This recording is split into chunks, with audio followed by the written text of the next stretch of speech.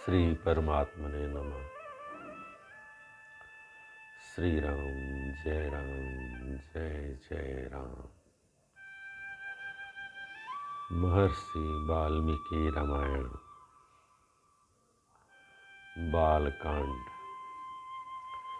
23वां सर्ग।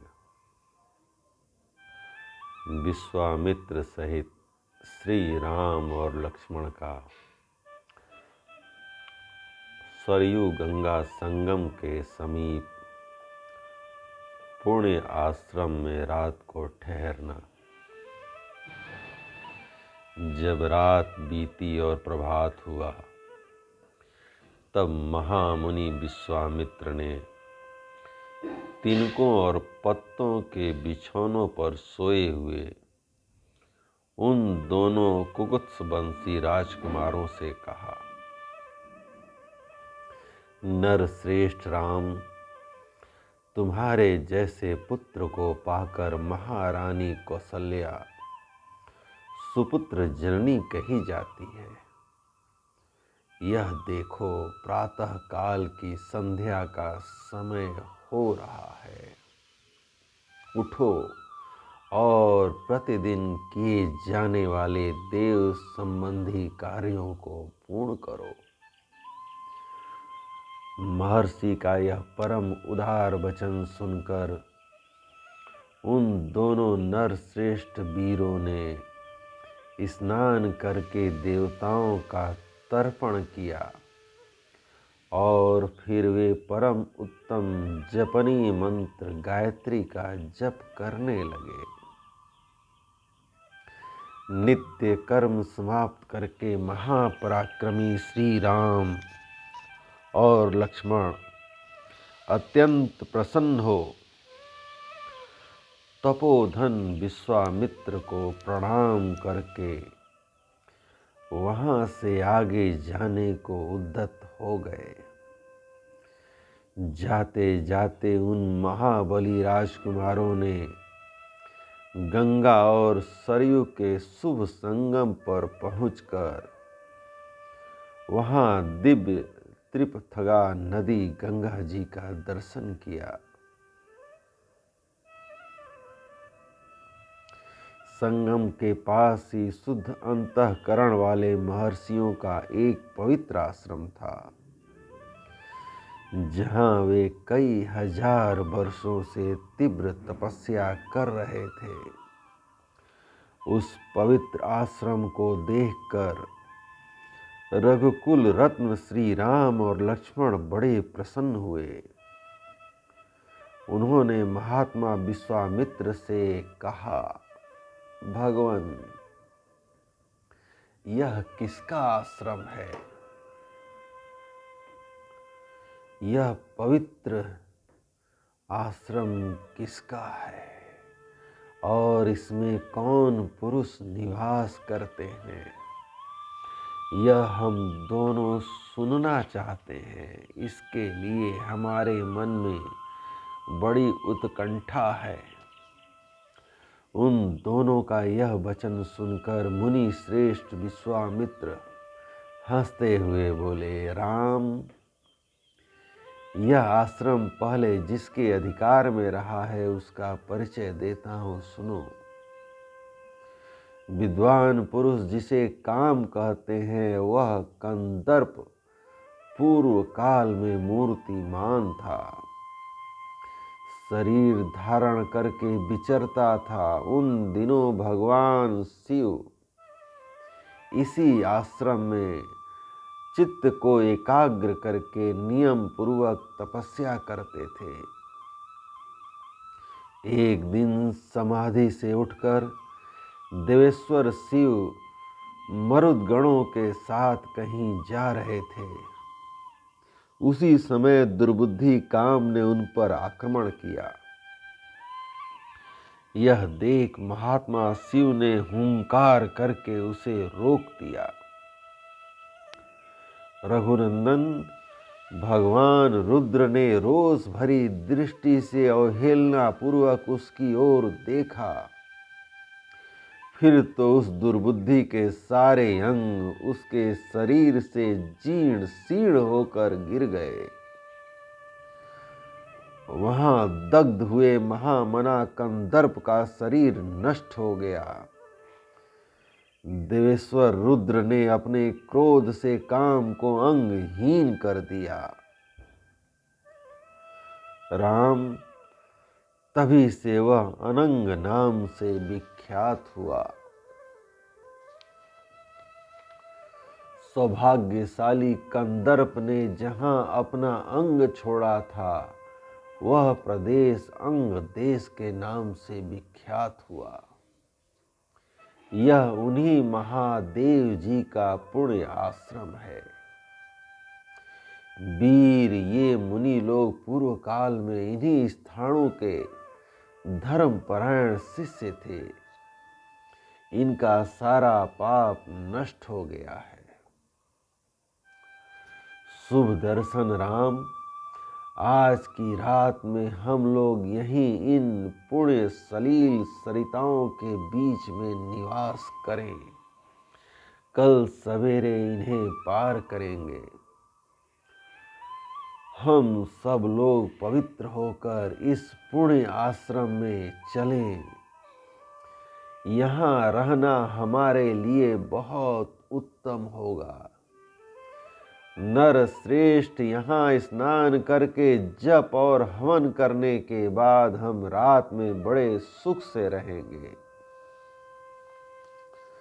वे लोग वहाँ इस प्रकार आपस में बातचीत कर रहे थे कि उस आश्रम में निवास करने वाले मुनि तपस्या द्वारा प्राप्त हुई दूर दृष्टि से उनका आगमन जानकर मन ही मन बड़े प्रसन्न हुए। उनके हृदय में हर्ष जनित उल्लास छा गया। उन्होंने विश्वामित्र जी को अर्घ पाद और अतिथि सत्कार की सामग्री अर्पित करने के बाद श्री राम और लक्ष्मण का भी आतिथ्य किया। यथोचित सत्कार करके उन मुनियों ने इन अतिथियों को का भली भांति कथा वार्ताओं द्वारा मनोरंजन किया। फिर उन महर्षियों ने एकाग्रचित्त होकर यथावत संध्या वंदन एवं जप किया। तदंतर वहां रहने वाले मुनियों ने अन्य उत्तम व्रतधारी मुनियों के साथ विश्वामित्र आदि को शयन के लिए उपयुक्त स्थान में पहुंचा दिया। संपूर्ण कामनाओं की पूर्ति करने वाले उस पुण्य आश्रम में उन विश्वामित्र आदि ने बड़े सुख से निवास किया। धर्मात्मा मुनिश्रेष्ठ विश्वामित्र ने उन मनोहर राजकुमारों का सुंदर कथाओं के द्वारा मनोरंजन किया। इस प्रकार श्री वाल्मीकि निर्मित आर्ष रामायण आदि काव्य के बालकांड का 23वां सर्ग प्रभु श्री राम की कृपा से पूर्ण हुआ। जय राम, श्री राम, जय जय राम। जय राम, श्री राम, जय जय राम। 24वां सर्ग। श्री राम और लक्ष्मण का गंगा पार होते समय विश्वामित्र जी से जल में उठती हुई तुमुल ध्वनि के विषय में प्रश्न करना। विश्वामित्र जी का उन्हें इसका कारण बताना तथा मलद, करूस एवं ताटका वन का परिचय देते हुए उन्हें ताटका वध के लिए आज्ञा प्रदान करना। तदंतर निर्मल प्रभात काल में नित्य कर्म से निवृत्त हुए विश्वामित्र जी को आगे करके शत्रु दमन वीर श्री राम और लक्ष्मण गंगा नदी के तट पर आए। उस समय उत्तम व्रत का पालन करने वाले उन पुण्याश्रम निवासी महात्मा मुनियों ने एक सुंदर नाव मंगवाकर विश्वामित्र जी से कहा, महर्षि, आप इन राजकुमारों को आगे करके इस नाव पर बैठ जाइए और मार्ग को निर्विघ्नता पूर्वक तय कीजिए, जिससे विलंब न हो। विश्वामित्र जी ने बहुत अच्छा कहकर उन महर्षियों की सराहना की और वे श्री राम तथा लक्ष्मण के साथ समुद्र गामिनी गंगा नदी को पार करने लगे। गंगा की बीच धारा में आने पर छोटे भाई सहित महातेजस्वी श्री राम को दो जलों के टकराने की बड़ी भारी आवाज सुनाई देने लगी। यह कैसी आवाज है, क्यों तथा कहाँ से आ रही है, इस बात को निश्चित रूप से जानने की इच्छा उनके भीतर जाग उठी। तब श्री राम ने नदी के मध्य भाग में मुनिवर विश्वामित्र से पूछा, जल के परस्पर मिलने से यहाँ ऐसी तुमुल ध्वनि क्यों हो रही है? श्री रामचंद्र जी के वचन में इस रहस्य को जानने की उत्कंठा भरी हुई थी। उसे सुनकर धर्मात्मा विश्वामित्र ने उस महान शब्द का सुनिश्चित कारण बताते हुए कहा,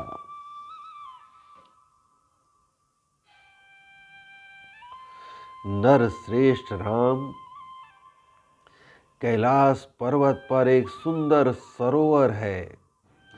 उसे ब्रह्मा जी ने अपने मानसिक संकल्प से प्रकट किया था।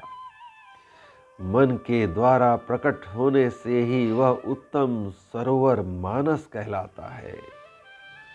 उस सरोवर से एक नदी निकलती है जो अयोध्यापुरी से सटकर बहती है। ब्रह्मासर से निकलने के कारण उस पवित्र नदी को सरयू के नाम से जाना जाता है। उसी का जल गंगा जी में मिल रहा है। दो नदियों के जलों के संघर्ष से यह भारी आवाज हो रही है, जिसकी कहीं तुलना नहीं है। राम, तुम अपने मन को संयम में रखकर इस संगम के जल को प्रणाम करो। यह सुनकर उन दोनों अत्यंत धर्मात्मा भाइयों ने उन दोनों नदियों को प्रणाम किया और गंगा के दक्षिण किनारे पर उतरकर वे दोनों बंधु जल्दी जल्दी पैर बढ़ाते हुए चलने लगे। उस समय इक्ष्वाकु नंदन राजकुमार श्री राम ने अपने सामने एक भयंकर वन देखा, जिसमें मनुष्यों के आने जाने का कोई चिन्ह नहीं था। उसे देखकर उन्होंने मुनिवर विश्वामित्र से पूछा, गुरुदेव, यह वन तो बड़ा ही अद्भुत एवं दुर्गम है। यहाँ चारों ओर झिल्लियों की झनकार सुनाई देती है। भयानक हिंसक जंतु भरे हुए हैं। भयंकर बोली बोलने वाले पक्षी सब ओर फैले हुए हैं। नाना प्रकार के विहंगम भीषण स्वर में चहचहा रहे हैं। सिंह, व्याघ्र, सुअर और हाथी भी इस जंगल की शोभा बढ़ा रहे हैं। धौरा, अश्वकर्ण, एक प्रकार का साल वृक्ष, अर्जुन, बेल, तेंदु, पाटल तथा बेर के वृक्षों से भरा हुआ यह भयंकर वन क्या है, इसका क्या नाम है? तब महातेजस्वी महामुनि विश्वामित्र ने उनसे कहा, बस ककुत्स नंदन, यह भयंकर वन जिसके अधिकार में रहता है, उसका परिचय सुनो। नरश्रेष्ठ, पूर्व काल में यहाँ 2 समृद्धिशाली जनपद थे, मलद और करुष। ये दोनों देश देवताओं के प्रयत्न से निर्मित हुए थे। राम, पहले की बात है, वृत्रासुर का वध करने के पश्चात देवराज इंद्र मलय से लिप्त हो गए। क्षुधा ने भी उन्हें धर दबाया और उनके भीतर ब्रह्म हत्या प्रविष्ट हो गई। तब देवताओं तथा तपोधन ऋषियों ने मलिन इंद्र को यहाँ गंगा जल से भरे हुए कलशों द्वारा नहलाया तथा उनके मल और कारुष क्षुधा को छुड़ा दिया। इस भूभाग में देवराज इंद्र के शरीर से उत्पन्न हुए मल और कारुष को देखकर देवता लोग बड़े प्रसन्न हुए। इंद्र पूर्वत निर्मल, निष्करुष एवं शुद्ध हो गए। तब उन्होंने प्रसन्न होकर इस देश को यह उत्तम वर प्रदान किया। ये 2 जनपद लोक में मलद और करुष नाम से विख्यात होंगे। मेरे अंग जनित मल को धारण करने वाले ये दोनों देश बड़े समृद्धिशाली होंगे। बुद्धिमान इंद्र के द्वारा की गई उस देश की वह पूजा देखकर देवताओं ने पाक शासन को बारंबार साधुवाद दिया। शत्रु दमन मलद और करुष, ये दोनों जनपद दीर्घ काल तक समृद्धिशाली धन धान्य से संपन्न तथा सुखी रहे हैं। कुछ काल के अनंतर यहाँ इच्छानुसार रूप धारण करने वाली एक यक्षिणी आई, जो अपने शरीर में 1000 हाथियों का बल धारण करती थी। उसका नाम ताटका है। वह बुद्धिमान सुंद नामक दैत्य की पुत्री है। तुम्हारा कल्याण हो। मारीच नामक राक्षस, जो इंद्र के समान पराक्रमी है, उस ताटका का ही पुत्र है। उसकी भुजाएं गोल, मस्तक बहुत बड़ा, मुंह फैला हुआ और शरीर विशाल है। वह भयानक आकार वाला राक्षस यहाँ की प्रजा को सदा ही त्रास पहुंचाता रहता है। रघुनंदन, वह दुराचारणी ताटका भी सदा मलद और करुष, इन दोनों जनपदों का विनाश करती रही है। वह यक्षिणी 1.5 योजन तक के मार्ग को घेर कर इस वन में रहती है। अतः हम लोगों को जिस ओर ताटका वन है, उधर ही चलना चाहिए। तुम अपने बाहुबल का सहारा लेकर उस दुराचारणी को मार डालो। मेरी आज्ञा से इस देश को पुनः निष्कंटक बना दो। यह देश ऐसा रमणीय है, तो भी इस समय कोई यहाँ आ नहीं सकता। राम, उस असह्य एवं भयानक यक्षिणी ने इस देश को उजाड़ डाला है। यह वन ऐसे भयंकर क्यों है, यह रहस्य मैंने तुम्हें बता दिया। उस यक्षिणी ने ही सारे देश को उजाड़ दिया है और वह आज भी अपने उस क्रूर क्रम में निवृत्त नहीं हुई है। और वह आज भी अपने उस क्रूर कर्म से निवृत्त नहीं हुई है। इस प्रकार श्री वाल्मीकि निर्मित आर्ष रामायण आदि काव्य के बालकांड में 24वां सर्ग प्रभु श्री राम की कृपा से पूर्ण हुआ। जय राम, श्री राम, जय जय राम।